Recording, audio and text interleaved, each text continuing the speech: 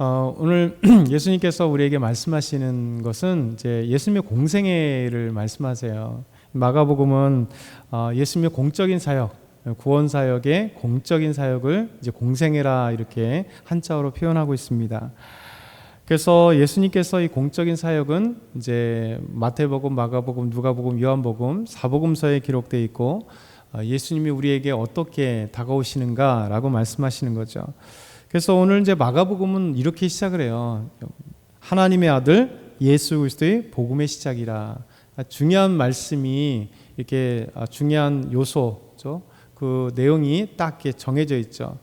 하나님의 예수님은 누구냐? 하나님의 아들이다라고 마가는 이렇게 시작합니다. 하나님의 아들. 그리고 예수 그리스도, 예수 또 메시아의 또 복음의 시작이다.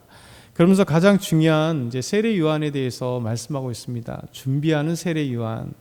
우리에게 있어서 준비라는 것이 얼마나 중요한지 모르겠습니다. 예수님이 갑자기 오신 게 아니잖아요. 예수님이 이 땅에 오실 때는 하나님의 놀라운 사역자들을 준비하시고 하나님이 그 길을 이제 예비하시는 거죠. 그래서 예수님께서 이 땅에서 주의 복음을 증거하기 위해서 2절과 3절에 보면 같이 한번 2절과 3절 함께 읽겠습니다. 선지자 이사야의 글에 보라 내가 내 사자를 내 앞에 보내노니 그가 내 길을 준비하리라. 광야에 외치는 자의 소리가 있어 이르되 너희는 주의 길을 준비하라.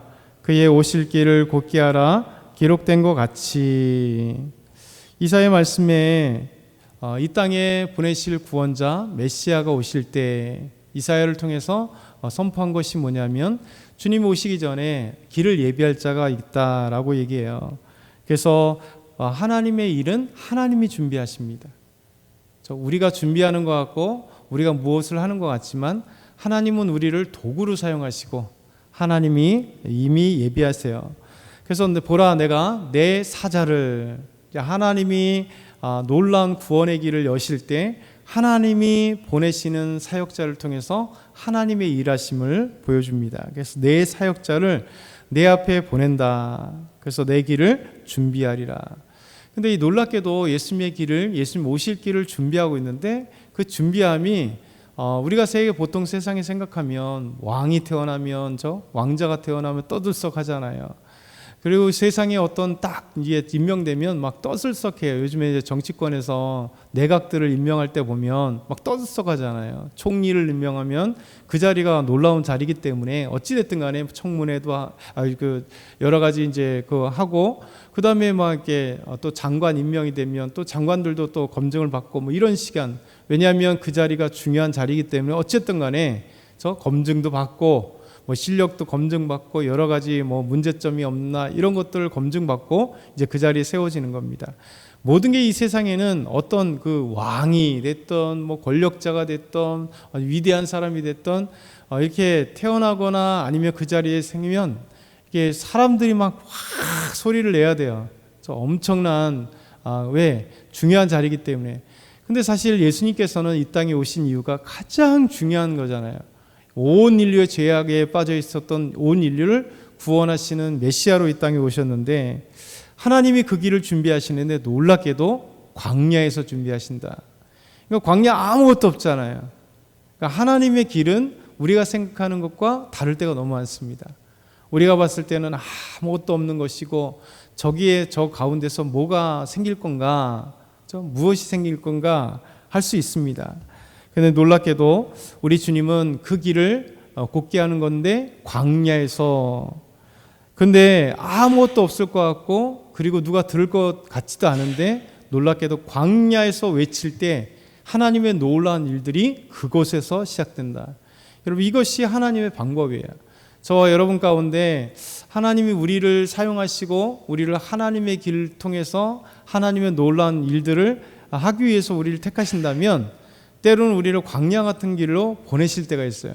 그럼 우리는 생각하기를 도대체 여기서 무엇을, 이런 환경에서 무엇을, 하나님은 무엇을 하실까라고 하는 생각을 갖고 있지만 오히려 그 광야에서 외칠 때 오히려 아무도 듣지 않을 것 같은데 사람들이 몰려온다는 거예요.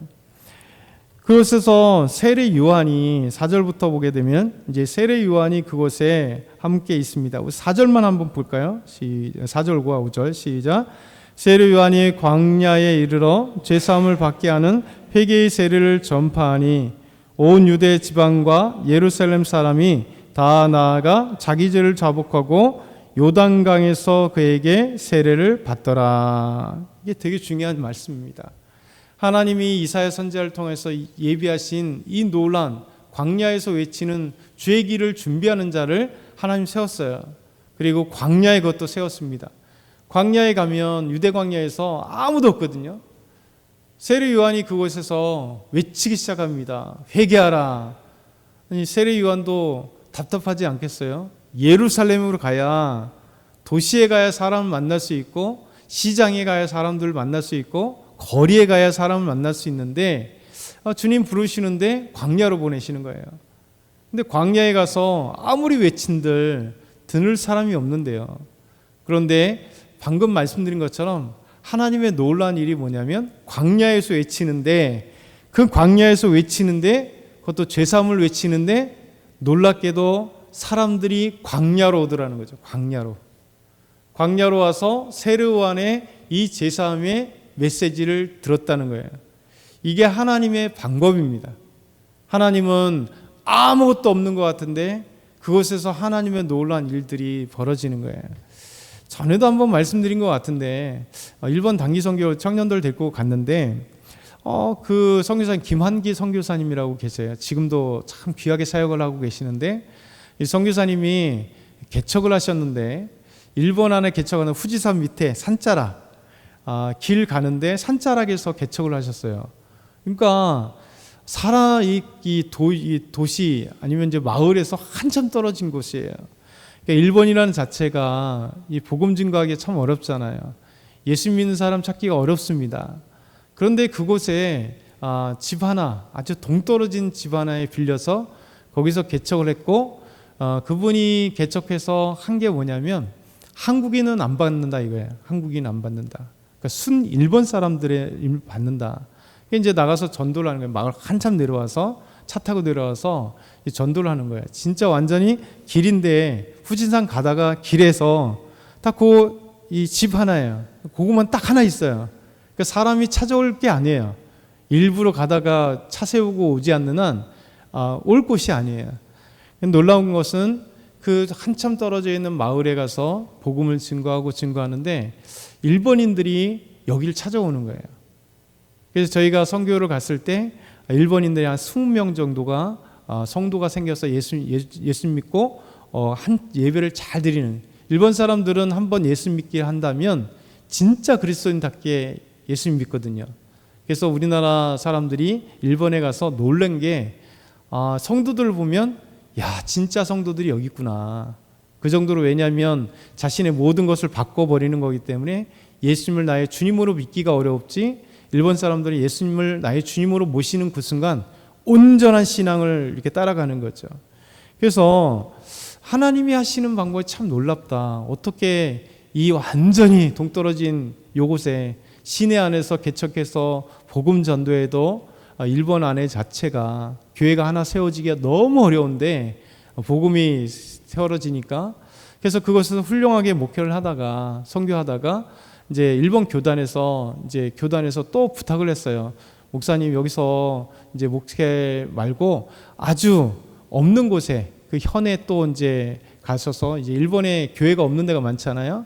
그곳에 또 개척 좀 해주십시오. 선교회 좀 해주십시오. 그래서 그것을 일본인 목사님을 세워놓고 다시 새롭게 생짜배기로 개척을 했는데, 또 놀랍게도 얼마 전에 이제 교회를 또 건축을 한 거예요. 이번에는 하나님께서 건축하게 하시고 또 많은 성도들이, 또 한 30-40명 정도 되는 성도들이 예수 믿게 되어서 그곳에 지금 있고 참 귀한 선교를 감당하는 모습을 보게 되었어요. 그러면서 계속 그 뒤에도 페이스북을 통해서 우리 김영기 선교사님의 하시는 사역들을 계속 봅니다. 그러니까 한 영혼을 하나님 앞에 돌아오게 하기 위한 하나님의 일을 이 선교사님이 열심히 노력하나 하나님이 정말 맨 땅에 헤딩하듯이 간 그곳에 하나님이 예비하신 자들, 또 하나님 부르셔서 한 사람 한 사람 세워줘서 예수님. 그래서 일본 교단에서 되게 눈여겨보고 되게 귀하게 보는 거예요. 왜냐하면 일본 교회도 마찬가지로 원래 기독교인이 없지만 2%도 안 되는 기독교인이지만 그 기독교인들이 더더군다나 이제 나이가 들어서 젊은 층이 없거든요. 그러니까 교회가 사라지거나 교회가 있어도 목회자가 없어요. 그러니까 목회자가 없으니까 어떤 분들은 나이 드신 목사님들이 뭐 많게는 5, 6교회를 이렇게 섬길 수밖에 없는 거예요. 목회자가 없으니까. 그래서 이렇게 일본 교회가 자꾸 사라져가고 있는 그곳에서 새롭게 생겨나고 많은 사람들이 예수 믿고 다시 주님을 찬양하는 아름다운 모습들, 이게 바로 하나님의 일이거든요. 하나님은 광야에서 시작할 때가 많습니다. 광야처럼 아무것도 없는 일에 저와 여러분도 마찬가지예요. 하나님의 그 일하심은 광야에서 시작돼서 광야에서 외칠 때 아무것도 없으리라 생각하지만 오히려 하나님이 죄사함의 이 메시지를 얼마나 사람들이 사실 싫어하겠어요. 죄사함의 메시지라는 것은 자기가 죄인이라는 것을 깨닫게 되고 자기가 찔리는 건데, 사실 누가 봐도 불가능한 것 같은 그곳에서, 불가능한 것 같은 장소에서, 불가능한 것 같은 그 메시지에, 그런데도 불구하고 하나님은 이 세례 요한의 그 외침 속에 오히려 예루살렘에서 찾아오고 주변에서 찾아와서 이 제사함의 메시지를 듣고 회개하고 가서 요단강에서 세례를 받는 놀라운 일이 벌어지게 하신다라는 것이죠.